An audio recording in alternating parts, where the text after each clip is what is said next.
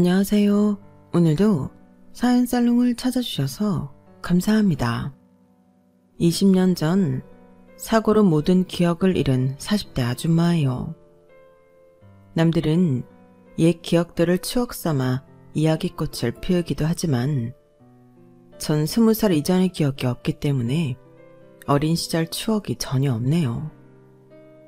드라마나 영화에서처럼 극적인 음악이 흘러나오며 한순간에 파바박 모든 기억이 돌아오면 얼마나 좋을까요? 하지만 현실은 참 비극적이네요. 단 한 장면도 기억나지 않아요. 다만 몇 개월 전 제 인생을 송두리째 뒤바꿔 놓을 만한 일생일대의 사건이 벌어졌기에 그 사건을 계기로 제 과거를 조금씩 찾아가고 있어요.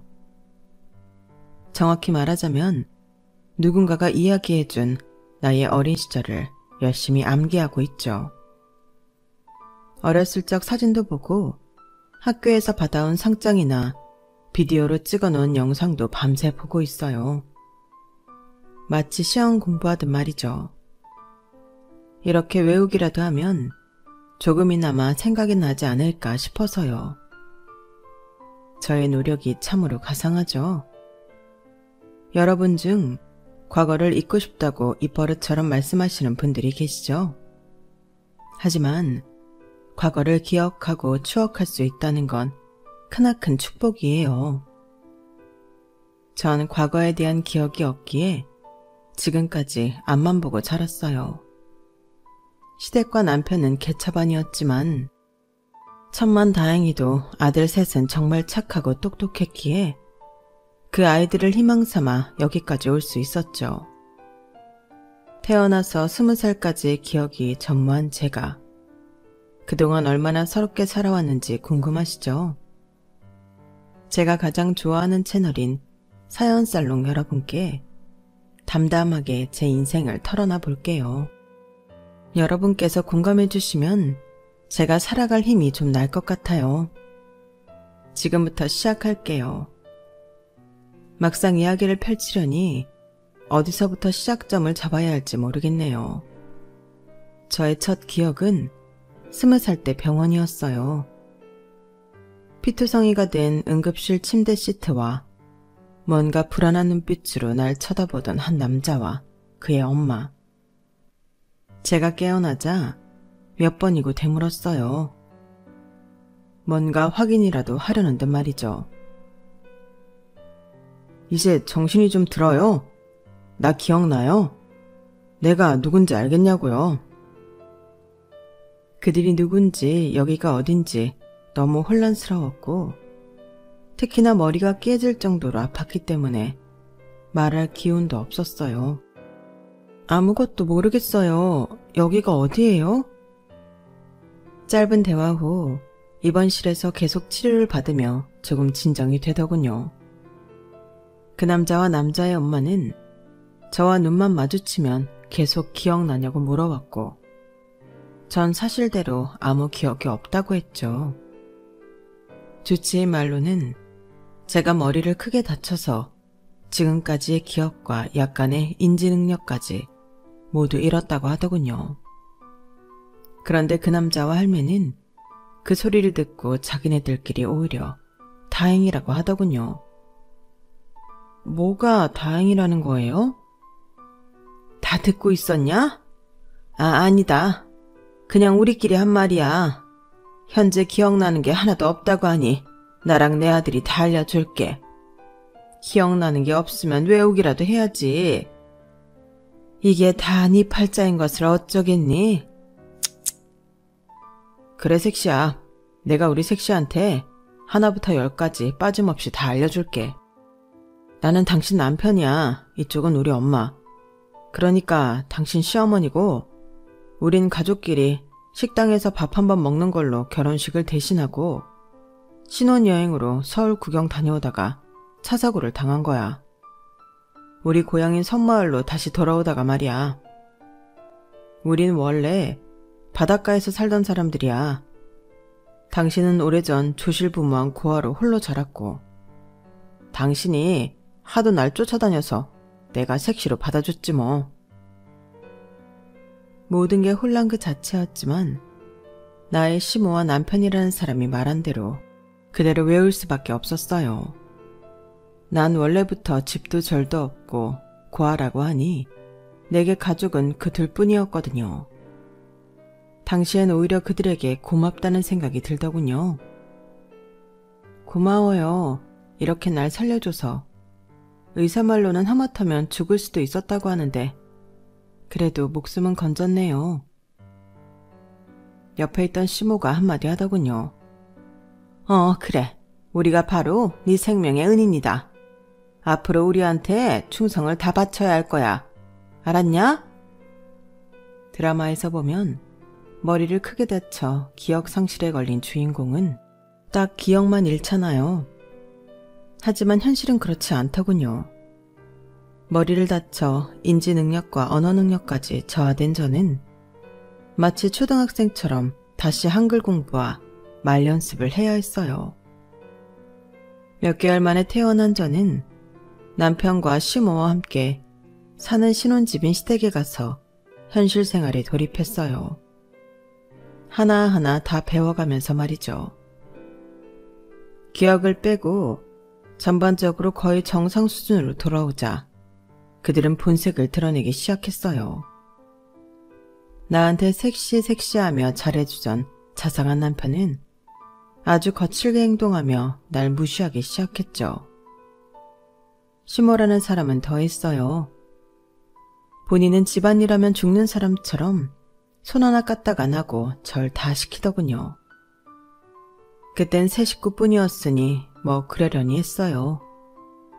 가르쳐준 대로 집안 구석구석을 열심히 쓸고 닦았죠. 제가 몸이 완전히 제 컨디션으로 돌아오자 이젠 돈 벌어오라며 등을 떠밀더군요. 섬마을에서 해녀로 오래 일했다던 시모는 이젠 제게 해녀 일을 하라고 시켰어요. 난 이제 늙고 병들어서 몸 움직이기도 힘들구나. 네가 나가서 돈 벌어와라.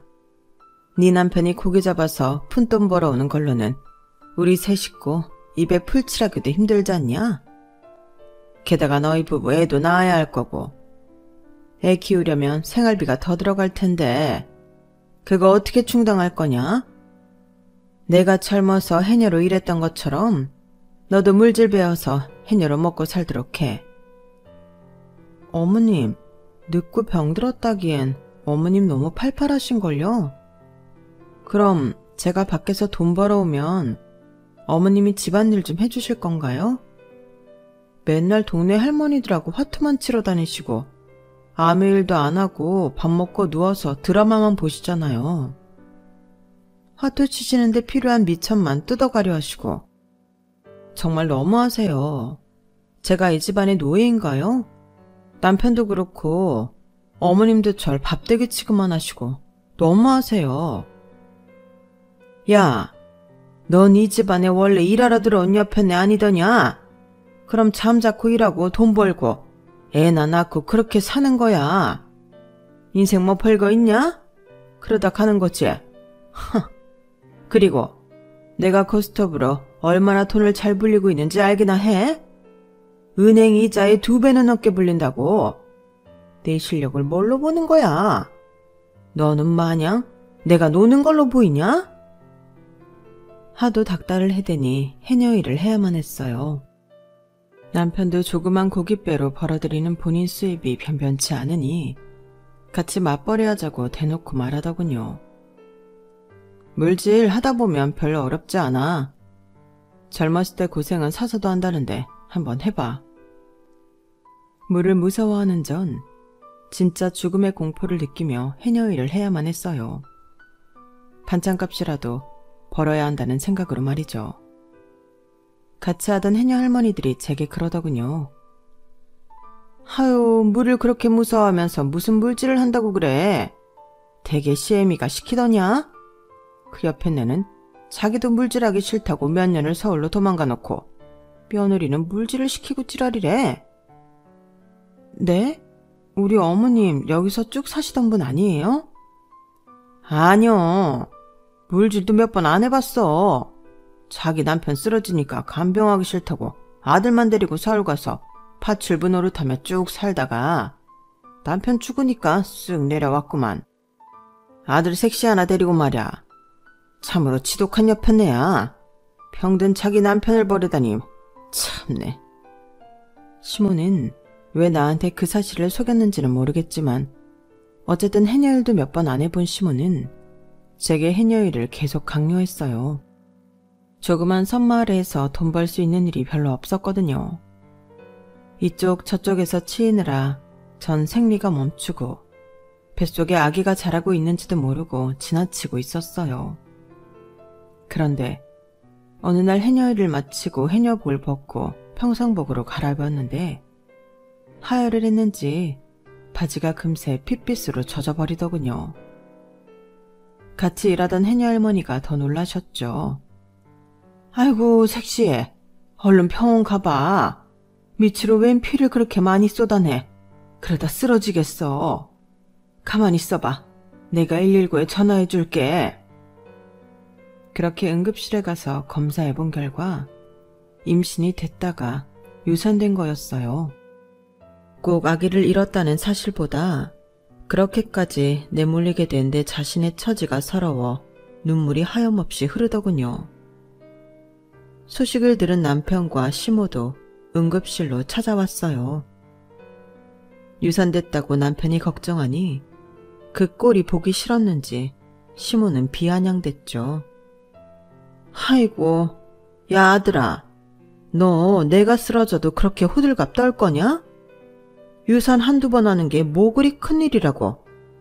야, 며느라, 너 물질도 싫고 집안일도 안 하려고 일부러 꾀병 부리는 거 아니냐? 철문애가 얼른 툭툭 털고 일어나라. 뭐라고요, 어머님? 꾀병이라뇨. 밑으로 피를 양동이째 쏟아내서 지금도 어질어질한데 지금 거짓말로 입원한 것처럼 보여요? 난 더 이상 물질 못해요. 해녀 일 안 한다고요. 그렇게 선포를 하고는 좀 더 쉬운 일을 찾아봤어요. 어렵사리 식당 설거지 일을 구할 수 있었고 그 사이 임신도 다시 되고 만삭이 될 때까지 일을 했죠. 아기를 낳고 한 달 정도는 그 사이 임신도 다시 되고 만삭이 될 때까지 일을 했죠. 아기를 낳고 한 달 정도는 집에서 아이만 봤죠. 하지만 시모와 남편이 주는 눈치가 대단했어요.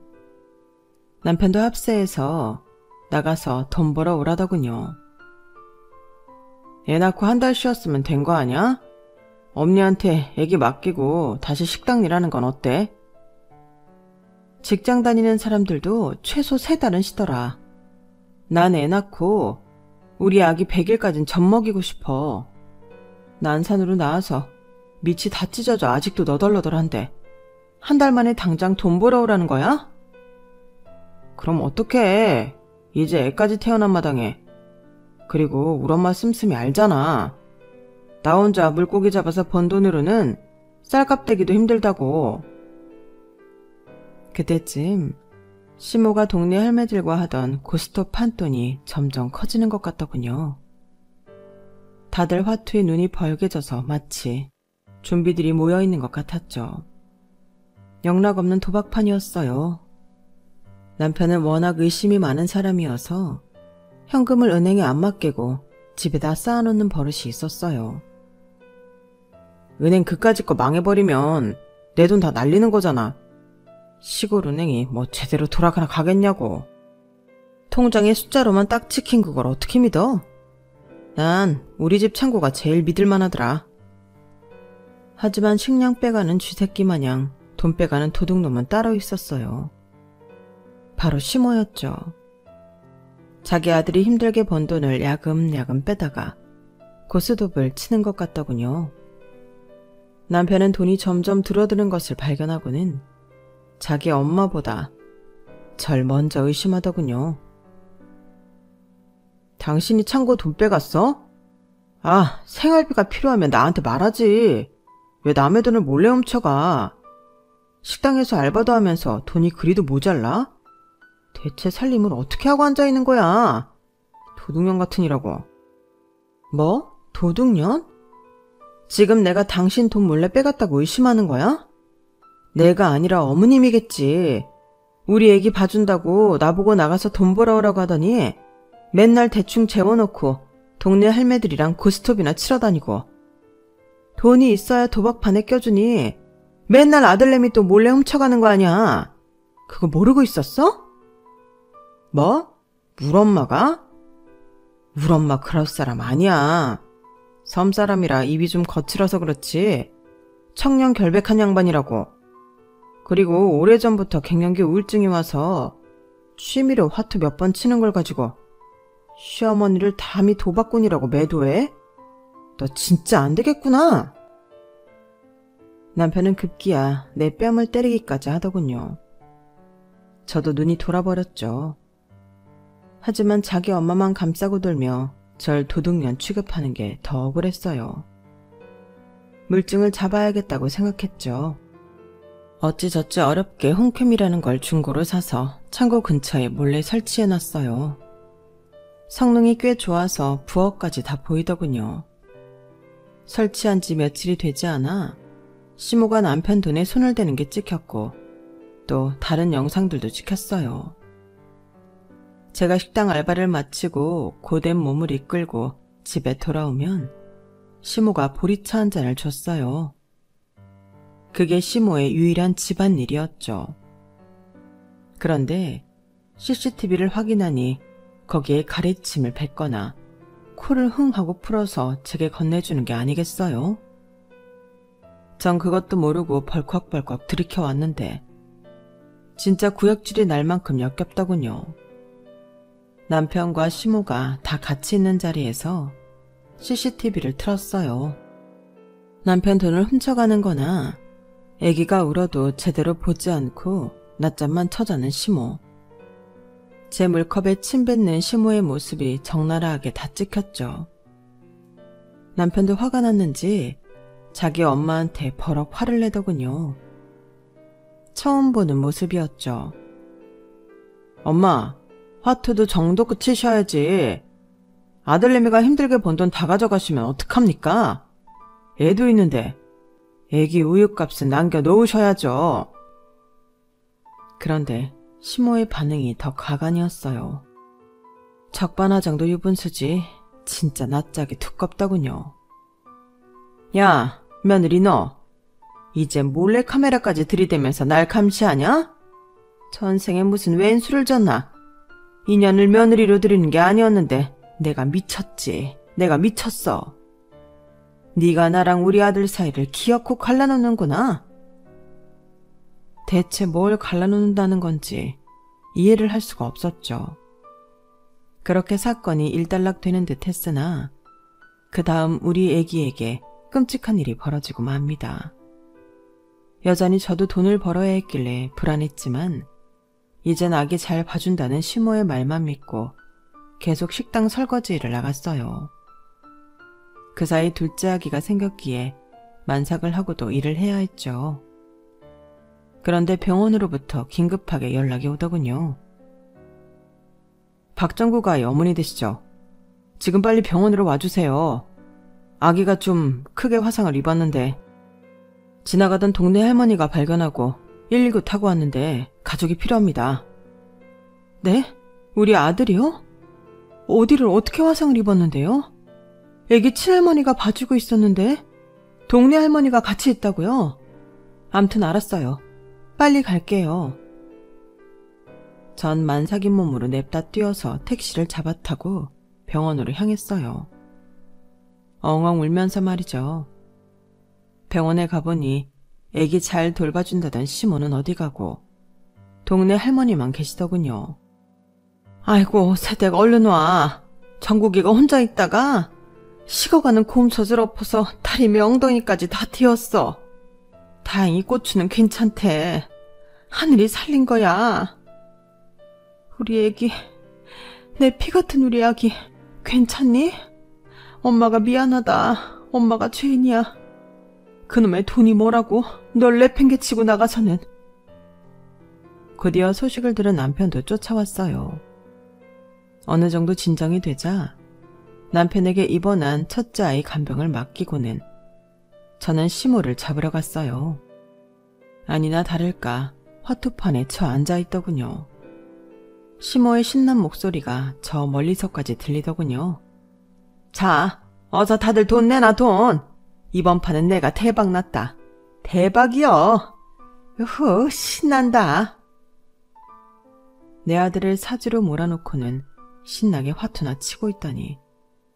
시모의 뒷모습을 보자니 사리가 느껴졌죠. 피가 거꾸로 솟는 것 같았지만 일단 차분히 뒤로 빠져서 112에 신고했어요.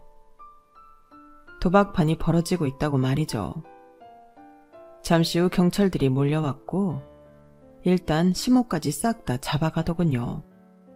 전 뒤에 몰래 숨어서 집으로 와버렸어요. 제가 신고한 건 비밀로 해달라고 했죠. 유치장에 갇힌 시모는 남편에게 연락했고 가까스로 나올 수 있었다고 해요. 잡힌 건 처음이었으니 도박 초범으로 말이죠. 남편은 아기가 화상을 입은 것에 대해 시모를 다그치더군요. 엄마, 아니 어떻게 애를 냅두고 화투를 치러 다닐 수 있어요? 지금 아기가 병원에 입원할 정도로 화상을 입었잖아요. 자넨 화투 때문에 내 돈을 빼가지 않나. 이젠 엄마 못 믿겠어요. 아기 엄마가 둘째 가져서 만삭이고 하니 그냥 내 몸 굴려서 돈 벌어올 테니 다 집에 있어요. 남편은 하는 일이 고기잡이였으니 훨씬 연봉이 세다는 원양어선 일을 알아보더군요.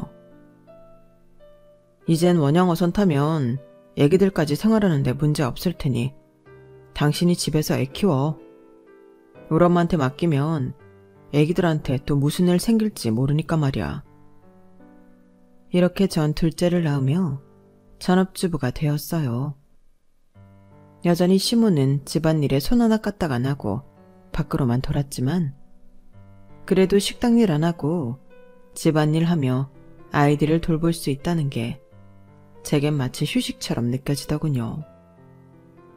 원양어선을 타게 된 남편은 몇 달 만에 한 번씩 집에 와서는 긴 휴식을 가지고 또 배 타러 나갔죠. 어쩔 땐 왼수 같지만 그래도 한참을 떨어졌다가 오랜만에 만나니 애틋한 맘도 생기더군요. 그래서 그런지 셋째가 금방 들어섰어요. 그런데 셋째 임신 소식을 들은 남편의 반응이 황당하기 그지없었죠. 뭐? 또 아기를 가졌다고? 당신 그거 내 아이 맞아? 딴 남자랑 굴러먹다가 애 들어선 거 아냐? 내가 몇 개월씩 밖에 있는데 임신할 수 있는 거야? 지금 뭐라고 했어, 자기? 뚫린 입이라고 아무 말이나 해대는 거야? 집에 오면 한 달씩은 있다 가면서 그 시간들은 생각 안 해? 이 시골 섬마을에 바람필 남자가 누가 있다는 거야? 애기들 돌보며 공주님처럼 손 하나 까딱 안 하는 어머님 뒤치다거리까지 다 내 몫인데 대체 바람필 시간이 어디 있다는 거야? 당신만 일하러 다니는 줄 알아? 난 집에서 24시간 움직이고 있다고. 맘 같아선 셋째 아이를 지어버리고 싶더군요. 지금 생각하면 진짜 끔찍한 생각이었죠.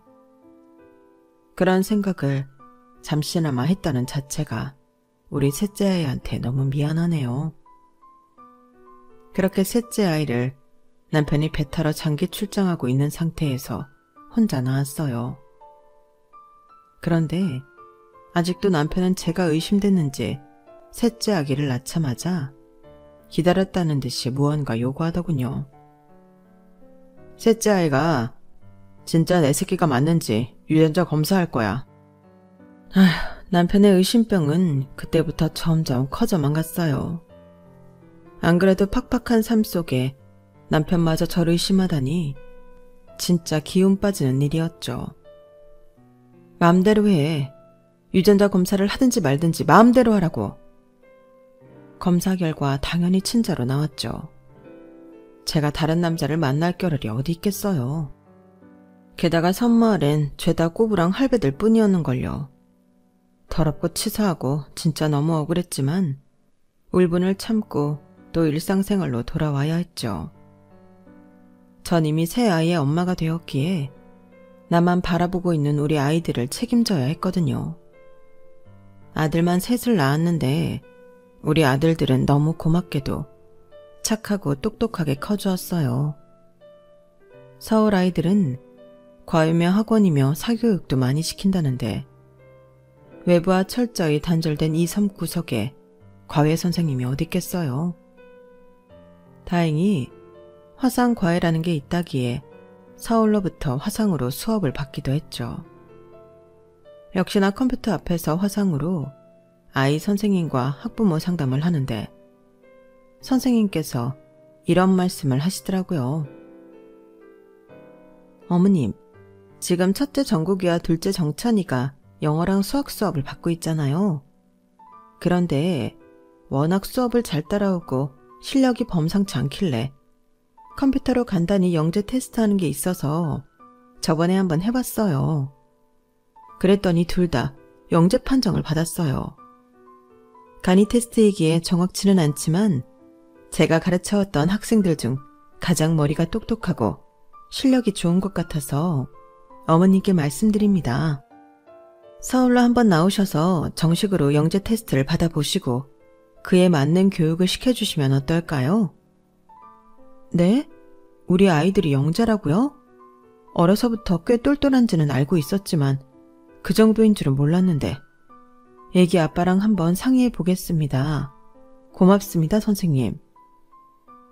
우리 아이들이 똘똘하다는 건 정말 기쁜 일이었지만 우리 형편상 영재 교육이며 특히 서울로 와서 교육시키라는 건 꿈처럼 먼 일이었죠. 일단 남편에게 전화로 상의나 해봤어요. 하지만 돌아오는 대답은 뻔할 뻔짜였어요. 야, 넌 엄마로서 애들 데리고 섬마을에서 조용히 살 생각이나 할 것이지. 뭐? 영재교육? 서울? 웃기는 소리 취하고 앉았네. 넌 남편이 돈 벌어다 주니까 돈 버는 게 쉬워 보이지? 고학년 데려다가 밥 주고 집 주고 했더니 바라는 게 한도 끝도 없네. 우리 애들도 고등학교만 졸업하면 원양어선 태워서 돈 벌게 할 거니까 잠자코 애들 밥이나 먹여서 힘나 키우게 해. 힘이 세야 고기도 잘 잡는다고. 뭐? 당신 말이 너무 심한 거 아니야? 어머님이 나보고 야 거리니까 이젠 당신도 나한테 그렇게 막대하네? 우리 애들도 원양어선 태운다고? 당신이 그렇게 힘들면 우리 애들은 펜대 굴리면서 쉽게 돈 벌 수 있도록 역량을 키워줘야지. 밥이나 먹여서 힘 키우라고? 그게 아빠로서 할 소리야? 똑똑한 아이들 제대로 교육시킨다는 게 그렇게 욕 들을 일이야? 됐어. 당신이랑 말이 안 통해. 끊어. 옆에서 전화통화를 듣고 있던 시모도 한마디 거들더군요. 야, 너 힘들게 일하고 있는 네 서방한테 말본세하고는? 그리고 애들 데리고 네가 서울로 가버리면 내 밥은? 집안일은 누가 다 하냐? 자고로 한번 밥대기는 영원한 밥대기인 거다.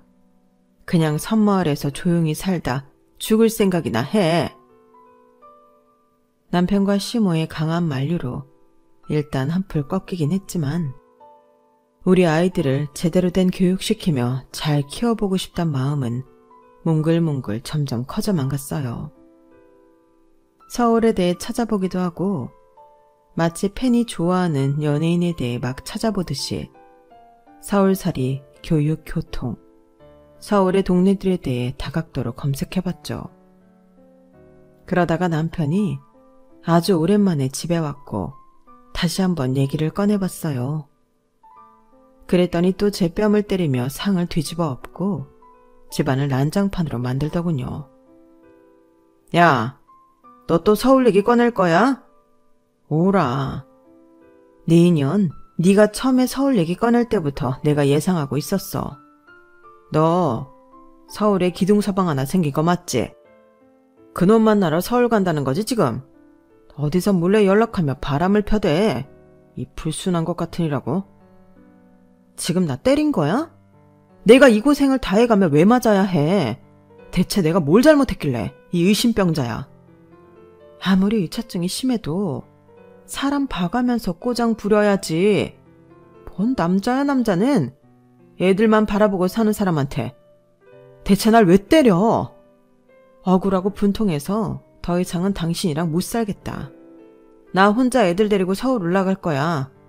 우리 이혼해. 뭐? 이혼? 참네. 그래 좋아. 그 대신 애들은 당신이 셋 다 키워. 애들 다 데리고 서울이든 어디든 가버리라고. 양육비 한 푼도 안 줄 거니까 그렇게 알아. 애는 나 혼자 낳았어? 아빠라는 사람이 양육비를 못 주겠다고? 양육비 안 주면 당신 소송할 거야. 그렇게 으름장을 놓았지만 나중에 진짜 양육비를 안 줄 때 변호사를 선임해 소송할 정신도 없더군요. 각박한 서울살이에 저 혼자 애새 키우느라 똥구녕이 빠지게 일이 치여 살았죠. 어쨌든 지 마음에 안 들면 폭력을 일삼는 남편과 도박꾼이자 성격 개차반인 시모와 그렇게 남남이 되고 서울로 애 셋 데리고 올라왔어요. 이혼이며 상경이며 모든 게 얼떨결에 결정된 일이라 아무 준비도 없이 맨몸으로 올라왔죠. 그래도 아이들이 어느 정도 커서 혼자 집에 있을 수 있었기에 일단 학교에 보내놓고 하루 종일 일을 했어요. 명절날 포함해서 365일 단 하루도 안 쉬고 일했어요. 목욕탕 때밀이 백화점 청소부, 파출 보며 전단지 돌리기, 박스 공장에서 박스 조립하기 등등 안 해본 일이 없었죠. 그렇게 일해서 번 돈으로 우리 아이들 학비 대주고 먹이고 입히는 게 큰 낙이었어요. 계획대로 특수 영재교육까지 못 시켰지만 우리 정국이는 서울에 있는 수준 높은 중학교에 진학하여 전교 1등을 놓치지 않더군요. 서울대 의대가 목표라며 15살짜리 아이가 밤을 새서 공부하는 걸 보면 대견하기도 하고 짠하기도 했죠. 둘째 정찬이와 셋째 정윤이도 형 따라서 늦게까지 열공하는 게 습관이 되었어요. 어렸을 때는 투닥투닥 싸웠지만 사춘기가 지나고부터는 철이 들며 180도 바뀌더군요. 특히 정국이는 중학생임에도 거의 어른처럼 말하곤 했어요. 엄마, 혼자 힘으로 저희 세 아들 키우시느라 너무 힘드시죠? 제가 얼른 잘 나가는 의사가 돼서 엄마 호강시켜 드릴게요. 그리고 정찬이랑 정윤이 걱정은 하지 마세요. 제가 거애 선생님처럼 동생들 가르칠 테니까요. 제 실력 아시잖아요. 아이고, 우리 큰아들. 말이라도 그렇게 해주니 엄마는 너무 고마워. 아무 가족도 없는 엄마가 너희들 없었으면 어떻게 살았을까 싶어. 너희들은 내 생명이나 다름없어. 엄마가 죽을 때까지 지켜줄 거야. 진심으로 목숨을 다 내주어도 아깝지 않을 내 새끼들이었어요. 세상에 내 핏줄은 우리 아이들이 유일했으니까요.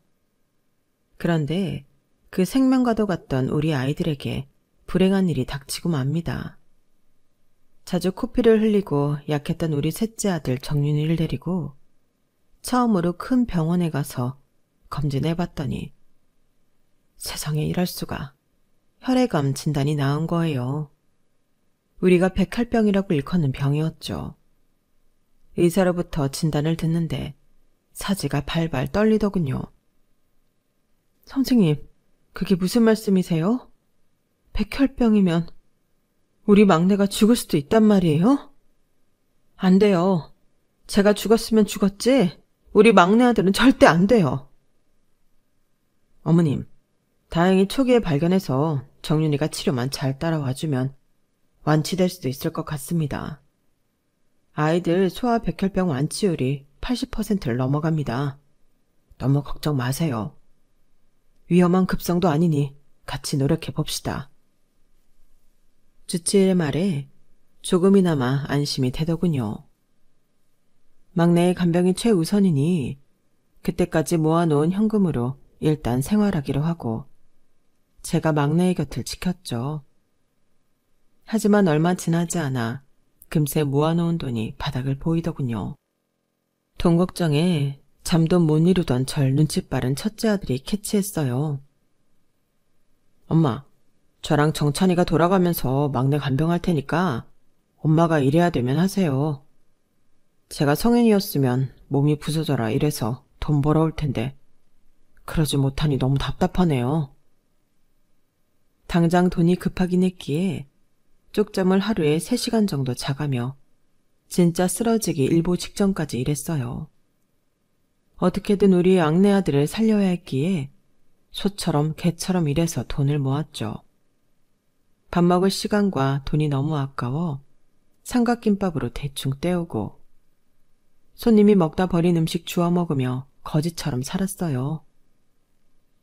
에휴, 그때를 다시 떠올리니 너무 서러워서 눈물이 다 나네요. 돈 없는 사람에게 이 세상은 너무 춥고 각박하기 그지없었죠. 돈이 있어야 사람 대접받는 세상이더군요.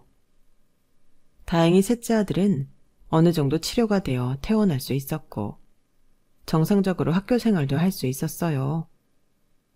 종교도 없던 저였지만 그때 당시엔 하루에 12번도 더 바닥에 무릎 꿇고 절을 했던 것 같아요. 우리 아들 살려주셔서 감사합니다. 앞으로 우리 아들들 다시는 아프지 말게 해주세요. 제발요. 찢어지게 가난한 우리 집 가정 형편상 공부에 제대로 매진도 못했던 첫째 아들은 본인이 원하던 서울대 의대는 못 갔지만 지방에 있는 의대에 합격할 수 있었어요. 괜시리 제가 다 미안하더군요. 정국아, 엄마가 더 밀어주지 못해서 미안하다. 네가 평범한 가정에서만 태어났어도 서울대 의대는 물론 하버드 의대도 갈 수 있지 않았겠니? 엄마, 농담도 참 잘하시네요. 엄마는 최선을 다하신 거예요. 제가 시험에 잠깐 삐끗해서 몇 개 더 틀려서 지방 의대를 가게 된 거죠 뭐. 근데 엄마, 여기도 엄청 센 곳이에요. 기숙사 살면서 훌륭한 의사가 되기 위해 열심히 공부할 테니 기대해 주세요. 이렇게 성격 좋고 유쾌한 아들이라니. 내 아들이지만 존경스럽기까지 했어요. 둘째 아들은 순수 과학을 공부하고 싶다며 과학고에 진학했는데 원하던 서울대 자연계열에 합격하더군요. 백혈병을 이겨낸 셋째도 연약한 몸을 이끌고 형들 따라서 열심히 공부하곤 했죠.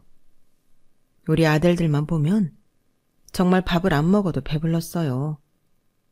남편복, 시댁복, 부모복 없는 내가 자식복 하나만큼은 타고났나 보구나. 이 정도로도 감사드려야지. 이런 생각으로 하루하루 감사하며 열심히 살았죠. 저도 어느덧 40대에 접어들어 3-4개씩 일을 하는 건 무리였어요. 대학생이 된 아들들은 엄마한테 부담될까봐 본인 학비며 생활비까지 알바로 충당하더군요. 대견했죠. 덕분에 전 백화점 청소부 일 하나만 하면서 잠도 7-8시간씩 자고 여유를 부릴 수 있었어요. 전엔 잠을 7-8시간씩 자는 게 사치처럼 느껴졌는데 잠만 제대로 자도 살 것 같더라고요. 백화점에서 몇백 몇천만 원씩 하는 물건들을 두 손이 모자랄 정도로 사가는 사람들을 보면 완전히 딴 세상 사람들처럼 느껴졌죠. 그날도 내 발자국이 생기지 하게 않기 위해 뒤로 걸으며 백화점 바닥을 삐까뻔쩍하게 닦고 있는데 저도 모르게 고객과 충돌하고 말았어요. 잠깐 고개를 돌려보니 비서인지 경호원인지 까만 양복을 입은 수행원들 3-4명과 함께 쇼핑하는 노부부였어요. 아차, 엄청난 부자를 잘못 건드렸구나 싶었죠. 아니나 다를까 그 경호원 중 한 명이 제게 큰 소리로 다그치더군요. 아니 아줌마, 제대로 보고 닦아야지. 뒤에 회장님 내려가 계시는데 무작정 엉덩이로 들이밀면 어쩌자는 거야 더럽게. 괜찮으십니까 회장님? 죄송합니다 고객님. 제가 잠시 딴 생각을 하다가 그만. 혹시 다치신 데는 없으시죠? 앞으로 주의하겠습니다. 다시 한번 사죄드립니다. 존 노부부와 눈을 마주치며 다시 한번 사과를 했죠. 혹시라도 백화점 관계자에게 클레임이라도 걸면 큰일이었으니까요. 그런데 제 얼굴을 본 회장님 내외라는 노부부의 얼굴이 사색이 되더군요. 그리고는 제 팔을 붙잡고 다짜고짜 물었어요. 너, 세화야, 내 딸 세화 맞지? 그동안 어디 있었던 거야? 왜 엄마 아빠를 찾지 않았던 거야? 네가 왜 여기서 청소를 하고 있어? 대체 20년간 어디서 어떻게 살고 있었던 거야? 세화요? 전 김방인데요. 제가 20년 전에 큰 사고로 기억을 잃고 남편과 시어머니랑 섬마을에 가서 아들 셋 낳고 살다가 이혼하고 서울로 올라온 건데 제가 딸하고 얼굴이 비슷한가요? 저도 혼란스럽네요. 뭐? 20년 전에 사고로 기억을 잃었다고? 그래서 네가 이 엄마를 찾지도 못하고 엄마 아빠 없이 외딴 섬에서 산 거구나. 아, 불쌍한 우리 세화. 우리가 네 부모야. 우리 얼굴 기억 못하겠니? 넌 20살 때 얼굴 그대로구나. 근데 남편이랑 시어머니가 누구길래 너한테 부모 얘기를 안 해준 거야? 혹시 이 말자 박종문 맞니? 우리 시어머니랑 남편 이름을 어떻게 아세요? 맞아? 괘씸한 년놈들 같으니라고. 웬 여자가 아들 하나 데리고 워낙 불쌍해 보이길래 우리 집에 살게 해주면서 파출부일 시켰더니 은혜를 웬 수로 갚아? 그 작자들 당장 찾아야겠다. 그 년놈들 어딨니? 아니다. 일단 우리 집으로 가자꾸나 세화야. 너 아들이 셋이라고? 어디 살고 있니? 우리 손자들까지 데리고 원래 우리가 살던 집으로 가서 얘기하자꾸나 아가. 내 엄마라는 사람이 날 보고 아가라고 부르는데 느낌이 이상했어요. 날 이렇게까지 다정하고 따뜻하게 불러주는 사람이 존재하는구나. 굉장히 어색한 감정이었죠. 아직 고등학교에 재학 중인 막내 아들을 데리고 제가 원래 살았다던 곳에 갔어요. 대궐 같은 그 집에는 아직도 제 방이 남아있더군요. 제가 10대 시절 한창 재기 발랄할 때의 사진들이 한 벽면을 가득 찰 정도로 많이 걸려 있었어요. 지금의 얼굴과 별반 다르지 않았지만 너무 이상하더군요. 친부모님은 엉엉 우시면서 내 손을 계속 잡고 이야기하셨어요. 중소형 로펌의 수장으로 아직도 일하고 계시는 아빠와 교수로 명예퇴직하신 엄마 덕분에 우리 집은 꽤 부유하게 살 수 있었더군요. 엄마는 설명을 이어갔어요.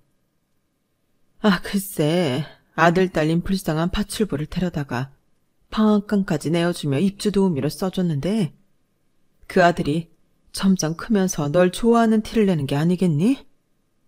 그냥 그러다가 끝나려니 했는데 20대가 되자 그 아들놈이 널 강제로 덮치려고 했고 그 현장을 목격하고는 아들과 엄마를 바로 내쫓아버렸지. 마음 같아선 콩밥을 먹이고 싶었으나 손이 발이 되도록 무릎 꿇고 사정하는 통에 그냥 내쫓는 걸로 끝났지. 그런데 그 후로 며칠 지나지 않아 20살인 네가 사라져버렸어. 실종 신고도 하고 별짓을 다 했지만 찾을 수 없었지. 엄마 아빠는 외동딸인 네가 없어지고는 거의 몇 년간 사람답게 못 살았어. 죽음의 문턱까지 갔다 왔지 뭐니. 하지만 왠지 네가 살아있을 거라고 생각되더라. 우리 딸이 돌아왔을 때 정상적인 가정을 보여주고 싶어서 엄마 아빠 모두 다시금 열심히 살았지. 이렇게 우리 딸하고 생각지도 못한 예쁜 손주까지 만났구나. 엄마 아빠가 이렇게 열심히 살아온 건 다 네 덕분이야. 우리 부부는 다 늙어서 이제 돈 쓸 일도 없어. 이 재산들 다 네 거야. 넌 창창한 아들이 셋이나 있으니 앞으로 돈 들어갈 일이 많을 거야. 모든 걸 다 퍼줄게. 퍼즐이 조금씩 맞춰지기 시작했죠. 그 아들과 파출부였던 엄마가 바로 제 남편과 시모였던 거예요. 제가 기억을 잃어버리자 이미 결혼식을 올린 신혼부부인 것처럼 남편과 시모 행세를 했던 거죠. 전 그들에게 속아 지난 20년을 고난과 역경 속에 개고생하며 살아왔고요. 그 년놈들이 제게 친부모와 집 주소만 바로 알려줬어도 부모님 밑에서 안락하게 살 수 있었는데 너무 분통하고 억울했죠. 전 쓰러져서 한참을 오열했어요. 그리고는 복수를 다짐했죠. 바로 전 남편에게 전화를 걸었어요. 야, 이 새끼야. 왜 사고 났을 때 바로 우리 엄마 아빠에 대해서 말해주지 않았어? 너 때문에 내 인생 꼬인 거 어떻게 보상할 거야? 잃어버린 내 20년을 어떻게 되찾아줄 거냐고. 너랑 네 사기꾼 애미 두 년놈들을 내가 죽을 때까지 족칠 거야. 다 망하게 만들 거라고. 뭐야? 내가 너 억지로 차에 태워서 달리다가 사고 난 것까지 다 기억났어? 아이씨, 누가 말해준 거야? 이런 재수없게 딱 걸렸네. 혹시 돈 많은 엄마 아빠 찾은 거야? 니네 집 엄청나게 부자였는데. 그럼 나 돈 좀 빌려주면 안 될까? 내가 애 아빠잖아. 예정을 생각해서 조금만 재산 떼어주면 안 될까? 뭐 이 새끼야? 네 애미랑 콩밥을 같이 먹을 준비나 해. 네가 그러고도 애기들 아빠냐? 난 사람도 아니야, 이 새끼야. 그 와중에도 돈 달라는 말을 하다니 정말 빌어먹을 인간이었죠. 날 겁탈하려던 이 남자와 부부의 연을 맺었다는 게 소름 끼칠 정도로 혐오스러웠어요. 부모님들은 일단 병원에 입원을 해서 기억도 최대한 들어오게 만들어보고 건강도 챙기라고 하셨지만 전 복수가 먼저였어요. 다행히 로펌의 수장이었던 아빠 덕분에 소송은 일사천리로 진행되고 있네요. 젖먹던 힘까지 짜내어 증거들을 수집하고 있어요.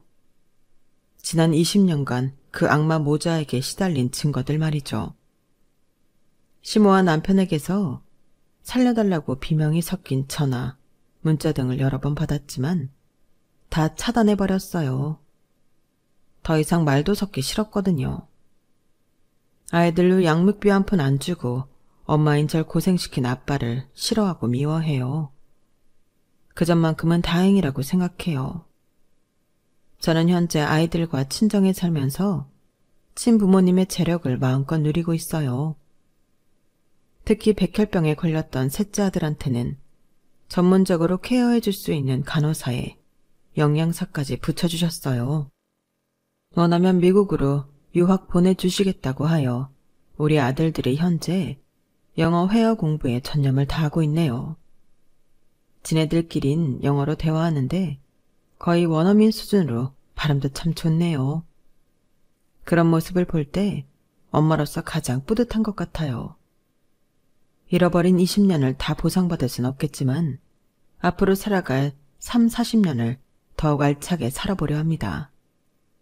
내 생명과도 같은 우리 세 아들들을 위해서라도 말이죠.